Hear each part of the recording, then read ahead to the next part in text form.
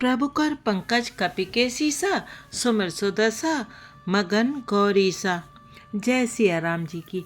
अभी तक श्री रामचरितमानस की कथा में हमने सुना कि भरत जी श्री राम जी जिस पर्वत पर निवास कर रहे हैं उस कामदगिरी पर्वत के पास पहुंच गए हैं और श्री रामचंद्र जी, लखनलाल और सिया रानी भी अपनी कुटी के पास बैठे हुए सिया जी ने रात में जो दुस्वप्न देखा है उसके बारे में चर्चा कर रहे हैं।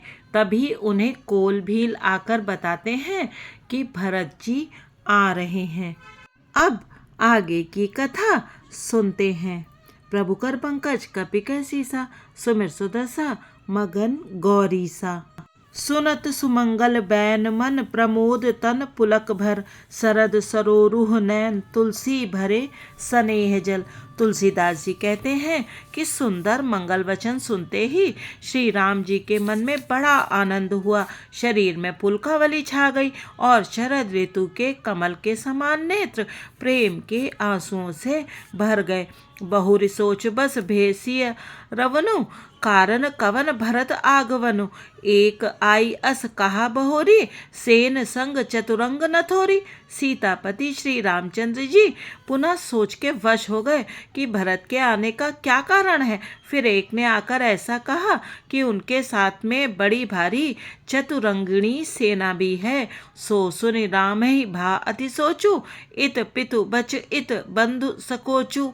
भरत सुभाऊ समुझ मन माही, प्रभु चित हित थिति पावत नाही। यह सुनकर श्री रामचंद्र जी को अत्यंत सोच हुआ। इधर तो पिता के वचन और इधर भाई भरत जी का संकोच। भरत जी के स्वभाव को मन में समझकर तो प्रभु श्री रामचंद्र जी चित्त को ठहराने के लिए कोई स्थान ही नहीं पाते हैं।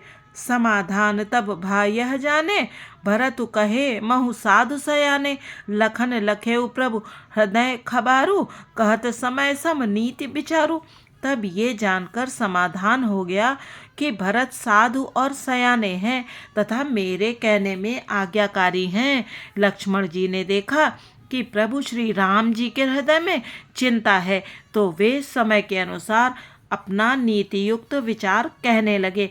बिन पूछे कछु कहूँ गोसाई, सेवक समय न ढीठ ढिठाई। तुम सर्वज्ञ शिरोमणि स्वामी, आपन समुझ कहूँ अनुगामी। हे स्वामी, आपके बिना ही पूछे मैं कुछ कहता हूँ। सेवक समय पर ढिठाई करने से ढीठ नहीं समझा जाता, अर्थात आप पूछें तब मैं कहूँ ऐसा अवसर नहीं है, इसीलिए ये मेरा कहना ढिठाई नहीं होगा। हे स्वामी, आप सर्वज्ञों में शिरोमणि हैं, सब जानते ही हैं। मैं सेवक तो अपनी समझ की बात कहता हूँ। प्रभु कर पंकज कपि के सीसा, सुमिर सुदशा मगन गौरीसा। नात सुहृद सुठि सरल चित, सील स्नेह निधान। सब पर प्रीत प्रतीत जिय, जाने आप समान। हे नाथ, आप परम सुहृद, बिना ही कारण परम हित करने वाले, सरल हृदय तथा शील और स्नेह के भंडार हैं। आपका सभी पर प्रेम और विश्वास है और अपने हृदय में सबको अपने ही समान जानते हैं। बिसई जीव पाई प्रभुताई, मूढ़ मोह बस होहि जनाई। भरतु नीत रत साधु सुजाना, प्रभु पद प्रेम सकल जगु जाना। परंतु मूढ़ विषयी जीव प्रभुता पाकर मोहवश अपने असली स्वरूप को प्रकट कर देते हैं। भरत नीति परायण, साधु और चतुर हैं तथा प्रभु आपके चरणों में उनका प्रेम है। इस बात को सारा जगत जानता है। तेऊ आज राम पदुपाई, चले धर्म मर्जाद मिटाई। कुटिल कुबंधु कुअवसर ताकी, जानि राम बनवास एकाकी। वे भरत भी आज श्री राम जी आपका पद, सिंहासन या अधिकार पाकर धर्म की मर्यादा को मिटाकर चले हैं। कुटिल खोटे भाई भरत कुसुमय देखकर और ये जानकर कि राम जी आप वनवास में अकेले असहाय हैं, कर कुमंत्रु मन साज समाजू, आए करे अकंटक राजू। कोटि प्रकार कलपि कुटिलाई, आए दल बटोरी दो भाई। अपने मन में बुरा विचार करके समाज जोड़कर राज्य को निष्कंटक करने के लिए यहाँ आए हैं। करोड़ों अनेकों प्रकार की कुटिलताएं रचकर सेना बटोर कर दोनों भाई आए हैं। ज्यों जिय होती न कपट कुचाली, के सुहाती रथ बाज गजाली, भरतहि दोष देई को जाए, जग बौराई राजपद पाए। यदि इनके हृदय में कपट और कुचाल ना होती तो रथ घोड़े और हाथियों की कतार ऐसे समय किसे सुहाती। परंतु भरत को व्यर्थ कौन दोष दे, राजपद पा जाने पर सारा जगत ही पागल मतवाला हो जाता है। प्रभु कर पंकज कपि के सीसा, सुमिर सुदसा मगन गौरीसा, शशि गुर तिय गामी न घुसु, चढ़ेउ भूमि सुर जान, लोक बेदते विमुख भा, अधम न बेन समान। चंद्रमा गुरु पत्नी गामी हुआ, राजा नहुष ब्राह्मणों की पालकी पर चढ़ा, और राजा वेन के समान नीच तो कोई नहीं होगा जो लोक और वेद दोनों से विमुख हो गया। सहस बाहु सुरनाथ त्रिशंकु, केहि न राजमद दीन कलंकु, भरत कीन यह उचित उपाउ, रिपु ऋण रंच न राखब काऊ। सहस्त्र बाहु देवराजेंद्र और त्रिशंकु आदि किसको राजमद ने कलंक नहीं दिया। भरत ने यह उपाय उचित ही किया है, क्योंकि शत्रु और ऋण को कभी जरा भी शेष नहीं रखना चाहिए। एक कीन ही नहीं भरत भलाई, निदरे राम जाने असहाय, समुझ परे ही सो आज विशेषी, समर सरोस राम मुख पेखी। हाँ, भरत ने एक बात अच्छी नहीं की, जो राम जी आपको असहाय जानकर उनका निरादर किया, पर आज संग्राम में श्री राम जी आपका क्रोध पूर्ण मुख देखकर यह बात भी उनकी समझ में विशेष रूप से आ जाएगी, अर्थात इस निरादर का फल भी वे अच्छी तरह पा जाएंगे। एतना कहत नीत रस भूला, रन रस बिटपु पुलक मिस फूला, प्रभु पद बंद शीस रज राखी, बोले सत्य सहज बलुभाषी। इतना कहते ही लक्ष्मण जी नीत रस भूल गए और युद्ध रस रूपी वृक्ष पुलकावली के बहाने से फूल उठा, अर्थात नीति की बात कहते कहते उनके शरीर में वीर रस छा गया। वे प्रभु श्री रामचंद्र जी के चरणों की वंदना करके चरण रज को सिर पर रखकर सच्चा और स्वाभाविक बल कहते हुए बोले, अनुचित नाथ न मानब मोरा, भरत हमें उपचार न थोरा, कहाँ लगी सही रही मनु मारे, नाथ साथ धनु हाथ हमारे। हे नाथ, मेरा कहना अनुचित न मानिएगा। भरत ने हमें कम नहीं प्रचारा है, हमारे साथ कम छेड़छाड़ नहीं की है। आखिर कहाँ तक सहा जाए और मन मारे रहा जाए, जब स्वामी हमारे साथ हैं और धनुष हमारे हाथ में है। प्रभु कर पंकज कपि के सीसा, सुमिर सुदसा मगन गौरीसा, छत्र जाति रघुकुल जनम, राम अनुग जगु जान, लातहु मारे चढ़त सिर, नीच कुधूर समान। छत्री जाति रघुकुल में जन्म और फिर मैं श्री राम जी आपका अनुगामी सेवक हूँ, यह जगत जानता है। फिर भला कैसे सहा जाए। धूल के समान नीच कौन है, परंतु वो भी लात मारने पर सिर ही चढ़ती है। उठकर जोर रजाए सुमागा, मनहु बीर रस सोवत जागा, बांध जटा सिर कसी कटि भाता, साज सरासन साय कुहाता। यों कहकर लक्ष्मण जी ने उठकर हाथ जोड़कर आज्ञा मांगी, मानो वीर रस सोते से जाग उठा हो। सिर पर जटा बांधकर कमर में तरकस कस लिया और धनुष को सजकर तथा बाण को हाथ में लेकर कहा, आज राम सेवक जसु लेऊं, भरत ही समर सिखावन देऊं, राम निरादर कर फल पाई, सोवहु समर सेज दो भाई। आज मैं श्री राम आपका सेवक होने का यश लूं और भरत को संग्राम में शिक्षा दूं। श्री रामचंद्र जी आपके निरादर का फल पाकर दोनों भाई भरत शत्रुघ्न रणसैया पर सोवें। आई बना भल सकल समाजो, प्रगट करऊं रिस पाछिल आजो, जिम कर निकर दलई मृग राजू, लेई लपेट लवाजे में बाजू। अच्छा हुआ जो सारा समाज आकर एकत्र हो गया। आज मैं पिछला सब क्रोध प्रकट करूंगा। जैसे सिंह हाथियों के झुंड को कुचल डालता है और बाज जैसे लवे को लपेट में ले लेता है, तैसे ही भरतई सेन समेता, सानुज निदर निपातों खेता, ज्यों सहाय कर संकरु आई, तो मारो रन राम दुहाई।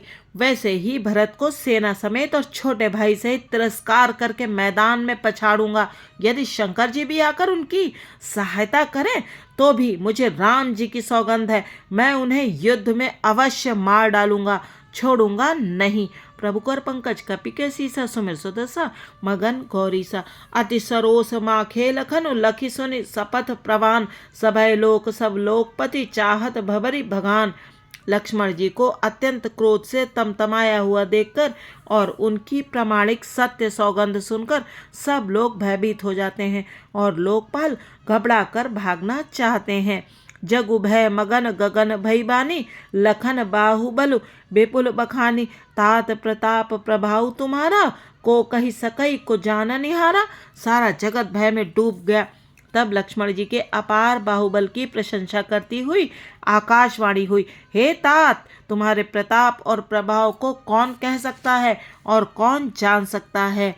अनुचित उचित काज किछु होऊ, समुझ करे भल कह सब को। सहसा करि पाछे पछिताही, कहीं वेद बुध ते बुध नाही। परंतु कोई भी काम हो उसे अनुचित उचित खूब समझ बूझकर किया जाए तो सब कोई अच्छा कहते हैं। वेद और विद्वान कहते हैं कि जो बिना विचारे जल्दी में किसी काम को करके पीछे पछताते हैं वे बुद्धिमान नहीं हैं। सुन सुर बचन लखन सकुचाने, राम सिंह सादर सन माने। कही तात तुम नीत सुहाई, सब ते कठिन राज मधु भाई। देववाणी सुनकर लक्ष्मण जी सकुचा गए। श्री रामचंद्र जी और सीता जी ने उनका आदर के साथ सम्मान किया और कहा, हे तात, तुमने बड़ी सुंदर नीति कही।